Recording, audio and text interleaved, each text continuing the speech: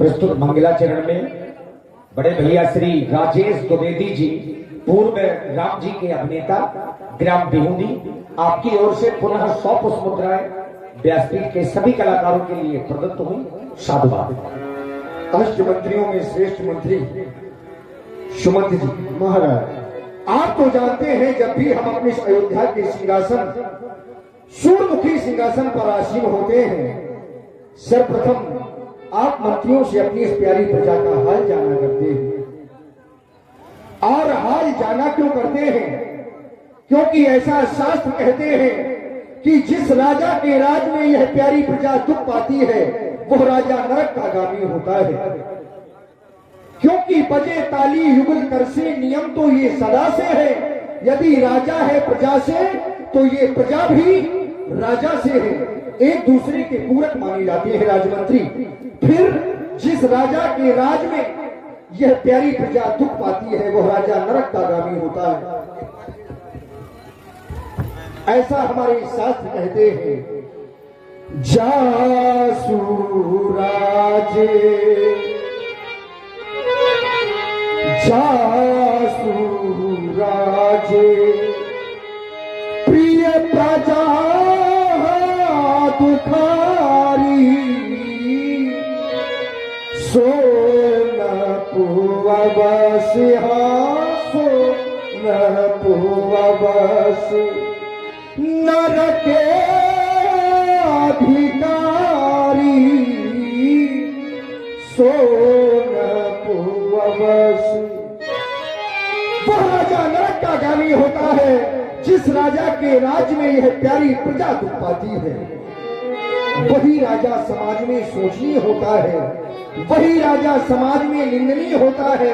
तो हमारे शास्त्र कहते हैं सोचिए न पति। वह राजा सोचनीय है, कौन सा राजा? सोचिए न पति जो नीति न जाना,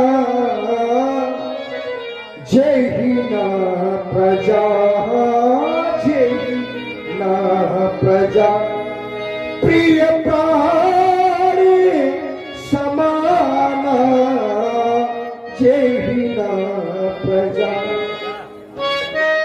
जिस राजा को यह प्यारी प्रजा निज प्राणों की भांति प्रिय नहीं होती, जिस राजा को यह प्यारी प्रजा निज पुत्रों की भांति प्रिय नहीं होती, वो राजा समाज में भी सोचनीय है। ऐसा राजा कभी संसार में यश कीर्ति को प्राप्त नहीं कर सकता, क्योंकि राजमंत्री महाराज व्यक्ति बहुत सा धन एकत्र कर लेता है, बल एकत्र कर लेता है, परिवार होने के कारण यदि व्यक्ति के जीवन में अहंकार आ जाता है तो उस व्यक्ति का जीवन गर्त की ओर चला जाता है, उस व्यक्ति के जीवन का विनाश हो जाता है। तभी तो आज हमारा यह हृदय कहने के लिए बार बार बात कर रहा है कि धन्य पति पल पाकर, धन्य पति पल पाकर चूरी रहे और सत पाकर, और सत पाकर वो भूली रहे, लेकिन वो सारी शक्ति।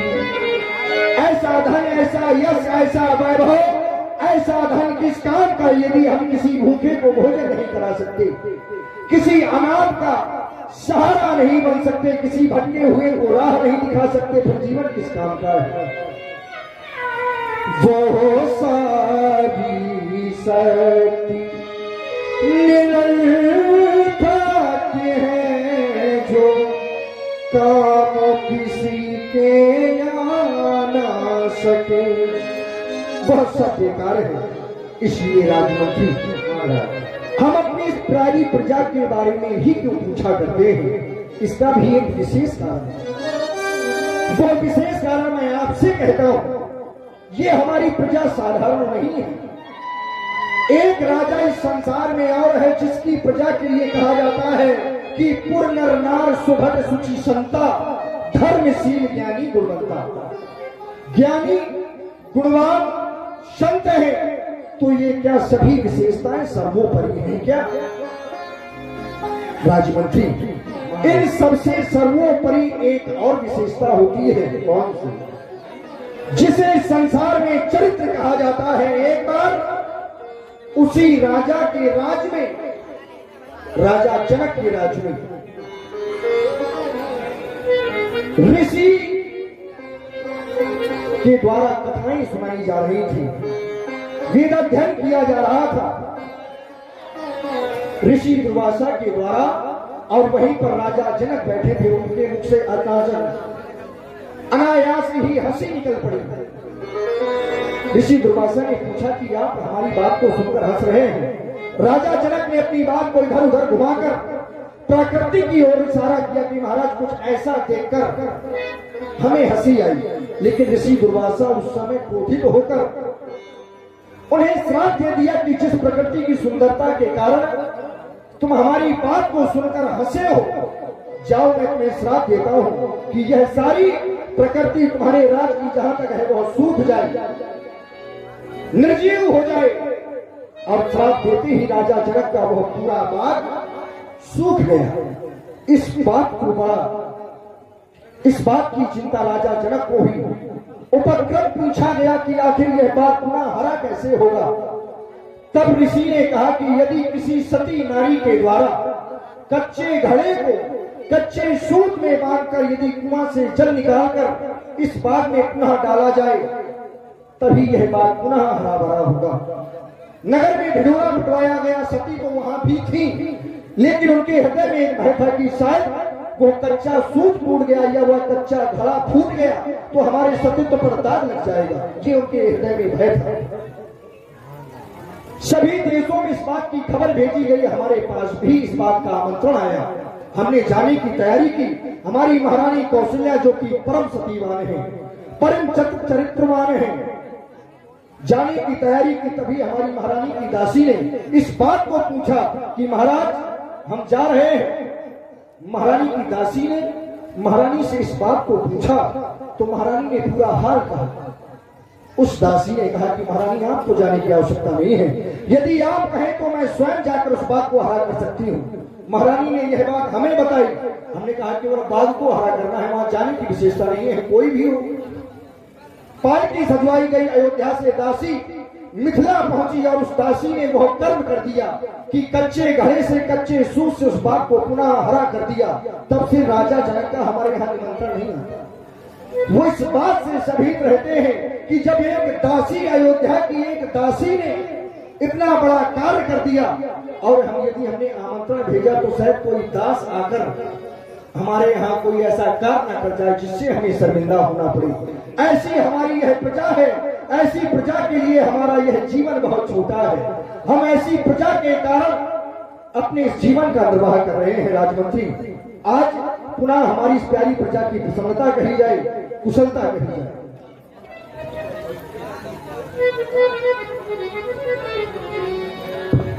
महाराज, जब भी आप राज सिंहासन पर विराजमान होते हैं तो हम मंत्रियों से यही पूछा करते हैं कि हमारी प्यारी प्यारी प्रजा खुशहाल तो है ना। तो महाराज, कहा गया है कि सरपति बसाए बाहे बल जाके, जो देवताओं का राजा इंद्र आपके भुजाओं के बल पर राज करता हो, भला ऐसी प्यारी प्यारी प्रजा में कोई दुखी रह सकता है? नहीं महाराज, इतना भी नहीं, और भी कहा गया है धर्म धुरंधर गुण ज्ञानी। जिस राज्य में आप जैसा धर्मात्मा ज्ञानी राजा राज करता हो, उस राज्य की प्रजा कभी दुखी नहीं रह सकती। महाराज, कहा गया है कि मत कर परवाह किसी की, चाहे जमाना खिलाफ हो, चलना उस राह पर जो सच्चा और साफ हो। महाराज, यज्ञशाला, पाठशाला, गौशाला सभी सुचारू रूप से चलवाई जा रही हैं। समय समय पर मंदिरों की पूजा करवाई जा रही है। जो भी भिक्षुक दरवाजे पर आता है उसको भिक्षा दी जाती है। और महाराज इतना ही नहीं, अयोध्या के हर घर में है दूध कूद की आवाज आनी, सिंह और अजा पीते एक घाट पानी। महाराज आपकी प्रजा में कोई दुखी नहीं है। हृदय से प्रसन्नता हुई आपके इन शब्दों को सुनकर। जब तक हमारे राज्य में आप जैसे मंत्री हैं, हमारी प्रजा को कष्ट नहीं हो सकता। लेकिन राजमंत्री महाराज, एक बार भूपति मन माही भय दिलानी मोरे सुत नाही। तुम्हारे द्वारा बताया गया कि हमारी प्रजा में संपूर्ण प्रसन्नता है, लेकिन जब मैं विचार कर रहा हूं, अपनी इस प्यारी प्रजा का दर्शन करता हूं, तो पाता हूं राजमंत्री की आज भी हमारी यह प्यारी प्रजा कष्ट में है। इनके जीवन में एक दुख है, तो क्या यह उनका दुख निज दुख है? नहीं, कष्ट में तो है, लेकिन इनका दुख वह निज दुख नहीं है। हमारी इस प्यारी प्रजा ने हमारे दुख को अपना निज दुख बना लिया है। तुम भी देखते हो राजमंत्री, जब भी हमारी इस अयोध्या में किसी के गृह में बालक जन्म लेता है, तो अयोध्या वासियों के गृह में बधाई नहीं बजवाई जाती, खुशियां नहीं मनाई जाती, उत्साह नहीं मनाए जाते। जानते हो क्यों? क्योंकि अयोध्या के सम्राट के पास, इस अभागी राजा दशरथ के पास एक भी संतान नहीं है। और राजमंत्री जिस व्यक्ति की संतान नहीं होती, उसे इस संसार में अनाथ कहा जाता है। अनाथ व्यक्ति के जीवन में दो ही ऐसे समय आते हैं जिस समय व्यक्ति को अनाथ कहा जाता है। एक बाल अवस्था होती है। यदि बाल अवस्था में माता पिता का सानिध्य नहीं है तो उस व्यक्ति को अनाथ ही कहा जाएगा। और यदि वही व्यक्ति, उसका चौथापन चल रहा है, बुढ़ापा चल रहा है, और यदि पुत्रों का सानिध्य नहीं है, तो ऐसे माता पिता को भी अनाथ कहते हैं। राजमंत्री, हमारी अयोध्या में सब कुछ है, लेकिन जब विचार करता हूं, क्या मेरे बाद मेरे सूर्यमुखी सिंहासन पर बैठने वाला कोई नहीं होगा? क्या हम सूर्यवंशियों से हमारी इस प्यारी प्रजा की सेवा करने वाला कोई नहीं होगा? क्या हमारे बाद हमारी इस अयोध्या की प्यारी प्रजा अनाथ हो जाएगी? राजमंत्री, बस यह ग्लानि आज हमारे हृदय को खाई जा रही है। राजमंत्री, और जब व्यक्ति के जीवन में दुख हो तो दुख अवश्य ही किसी ऐसे व्यक्ति से कहना चाहिए जो कि आपके दुख का निवारण करे, ना कि आपके दुख को सुनकर उसे हास्य पर हास्य में परिवर्तित करे। राजमंत्री, इसीलिए चाहता हूं कि आज के दरबार को यहीं पर स्थगित कर दिया जाए। हम अपने गुरु सदन जाना चाहते हैं। हमारी एक भी संतान नहीं है। यह दुख अपने श्री गुरुदेव भगवान को बताएंगे। जो आज्ञा महाराज। देखिए, एक बार अगर भगवान भी आपसे रुष्ट हो जाए तो गुरु आपको बचा लेते हैं, लेकिन अगर कहीं गुरु आपके विरोध में हो गए तो फिर बचाने वाला त्रिलोक में कोई नहीं होता। अपना दुख अपनों से ही कहना चाहिए, किसी गैर से अपना दुख कभी मत कहिए। राजा दशरथ निज दुख और निज सुख लेकर के अपने कुल गुरु महाराज श्री वशिष्ठ जी के आश्रम में गए। कहने को तो ये भाला वाले हैं, आज समस्या आई तो माला वालों के पास गए। अरे आज झोपड़ी वाले के उस कृत्य को देखिए कि आज महल वाले दौड़े दौड़े चल पड़े उन झोपड़ी वालों के पास। गुरु गृह कयबू तुरंत बही पाला, चरण लाग कदी पिनय विशाला।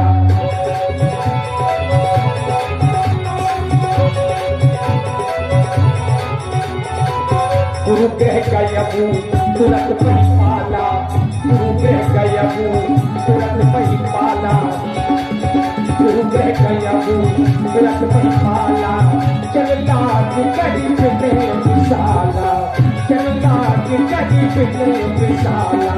निज दुख सुख सब गुरु ही सुनायो, निज दुख सुख सब गुरु ही सुनायो।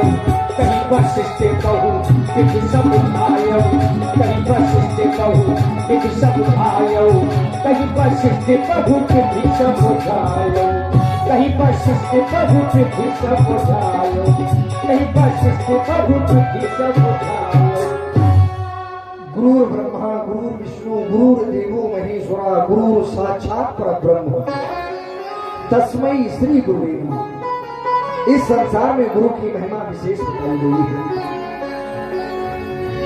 इस संसार में यदि वह परमात्मा भी आए हैं तो गुरु की आवश्यकता उन्हें भी पड़ी है, क्योंकि गुरु बिन भव तरे न कोई, जो विरंज शंकर सम होई, चाहे स्वयं देवाधिदेव महादेव भगवान शंकर ही क्यों ना हो, उन्हें भी गुरु की आवश्यकता पड़ी है। ऐसे श्री गुरुदेव भगवान के चरण कमलों में यह सेवक दशरथ अपने मस्तक को बारंबार झुकाकर आपको प्रणाम करता है। श्री गुरुदेव भगवान, आज मेरा जीवन धन्य हो गया, मेरे नेत्र सफल हो गए आपके इन चरणों के दर्शन प्राप्त करके। देवता मोरे पावन दोहू नैना, आज मेरे नेत्र सफल हो गए देवता। मोरे पावन दोहू नैना, मोरे पावन दोहू नैना, प्रभु के ऋषि के मुनि के पावन देखे मोरे पावन दोहू नैना, मुनि के पावन देखे मोरे पावन दोहू नैना।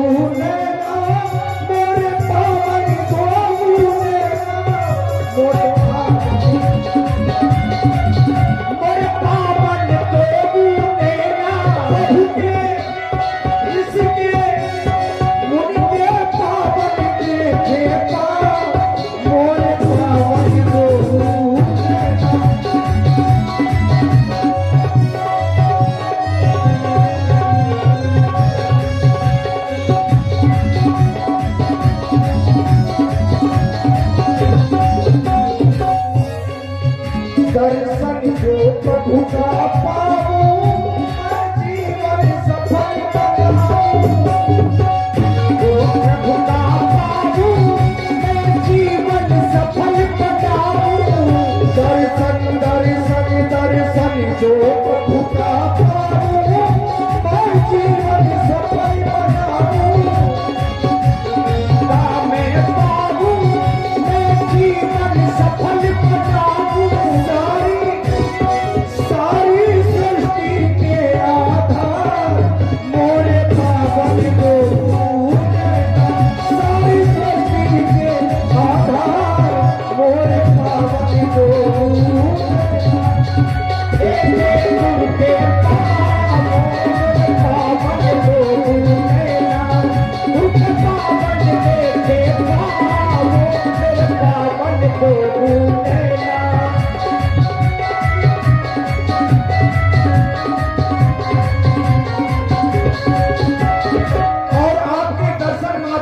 मैं ये आभास कर रहा हूं कि परमात्मा की कृपा तो है, क्योंकि बिना परमात्मा की कृपा के आप जैसे संतों का दर्शन नहीं होता। दर्शन जो प्रभु का मिला है, तोरे मन का सुमन खिला है। दर्शन दर्शन दर्शन जो प्रभु का मिला है, मेरे मन का सुमन खिला है।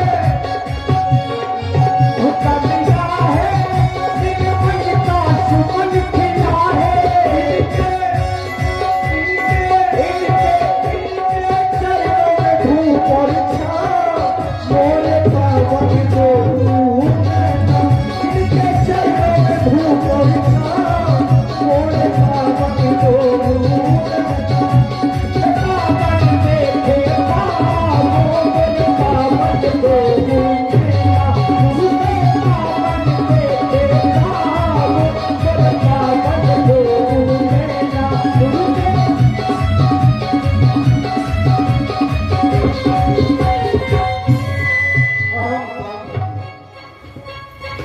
महाराज कहते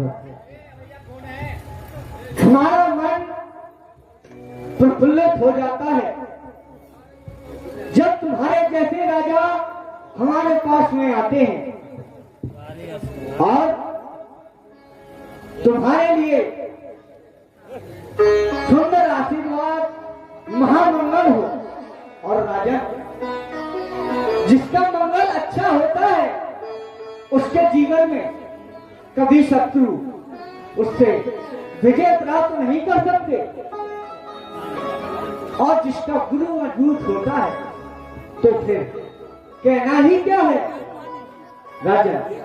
और तुम्हारा गुरु तो बहुत ही अच्छा और बहुत ही सुंदर है।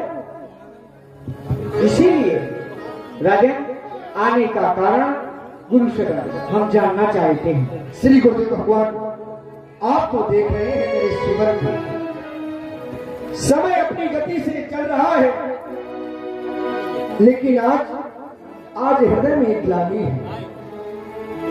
मैं विचार करता हूं इस संसार में जो आया है उसे एक न एक दिन जाना है। जो जन्मा सो निश्चय नासा, और जो नासा सो पुनः प्रकाशा। जिसका जन्म है उसकी मृत्यु है, और जिसकी मृत्यु है उसका पुनः जन्म होता है। मैं विचार कर रहा हूं क्या मेरे बाद हमारी इस अयोध्या का लालन पालन करने वाला कोई नहीं होगा? क्या राजा दशरथ के बाद सूर्यवंशियों का नाम समाप्त हो जाएगा? देवता, आप तो देख रहे हैं कि मेरा चौथा फल चल रहा है, लेकिन अभी तक मेरे एक भी संतान नहीं है।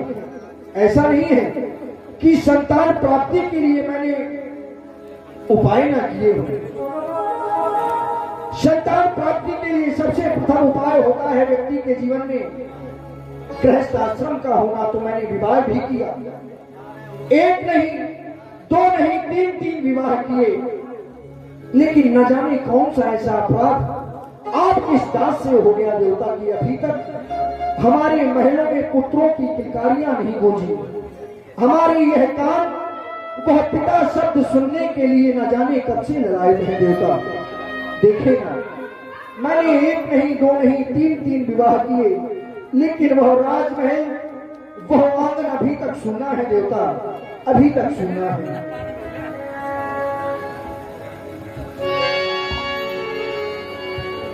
कर चुका विवाह वो तीन, फिर भी फल उसका मिला अभी भी नहीं। यह चौथापन आने वाला वो हल कमल अभी तक खिला नहीं है।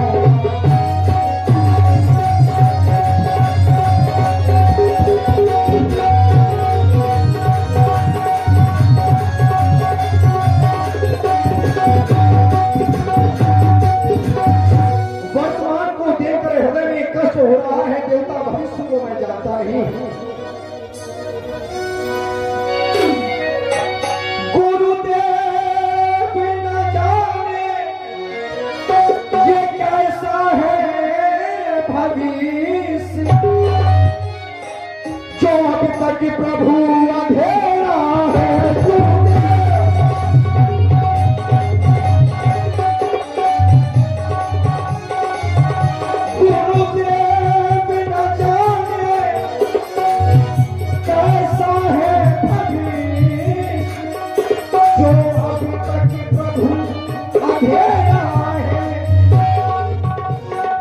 निर्बल होता जाता हूं, मैं निर्बल होता जाता हूं, ये प्रबल देखने गया है।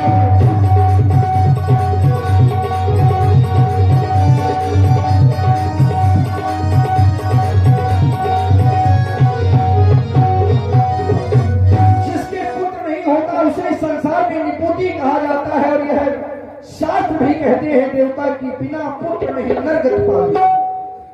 यदि व्यक्ति का जीवन गृहस्थाश्रम में व्यतीत हो रहा है, पुत्र नहीं है, तो ऐसा शरीर नरगति को प्राप्त नहीं होगा देवता। फिर हम तो मनुष्य हैं, इस संसार में चाहे वह वृक्ष हो, चाहे वह सर्प हो, या फिर कोई भी हो, यदि व्यक्ति विशेषानुसार उसमें वो विशेषताएं नहीं है तो संसार में वो प्रशंसनीय नहीं है। जैसे देवता बहु मेघी कहाँ सो पापा,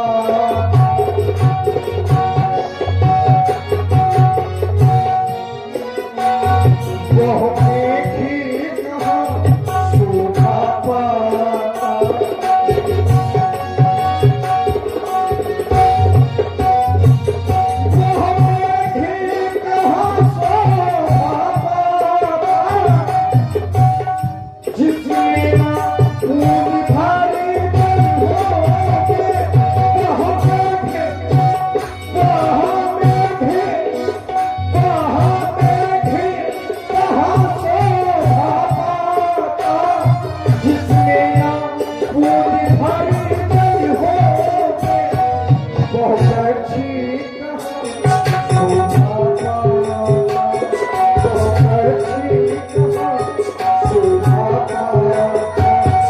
जिसमें एक भी फल हो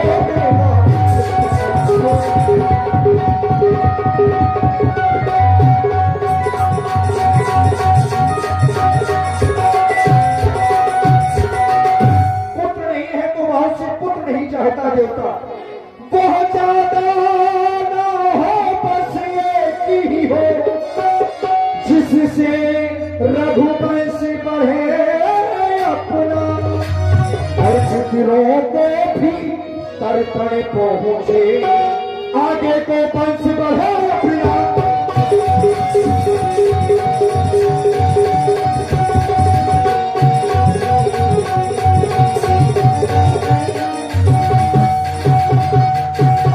गुरुदेव उपाय वही अभी हो,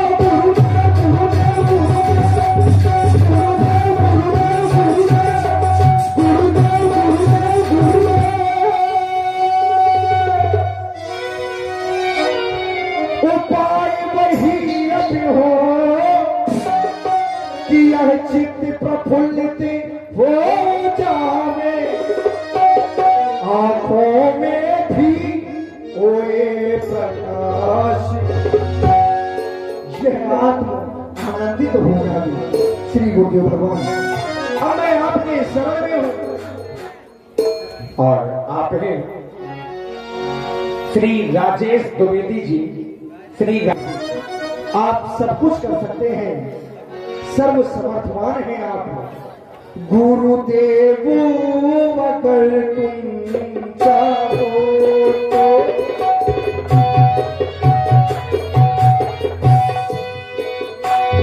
गुरुदेव अगर तुम चाहो तो सरका भी समंदर हो जाए।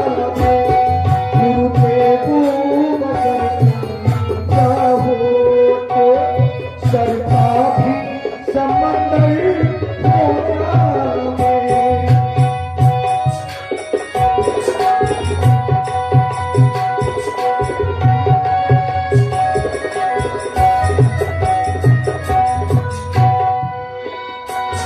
कंकड़ पत्थर हीरे मोती, कंकड़ पत्थर हीरे मोती, जब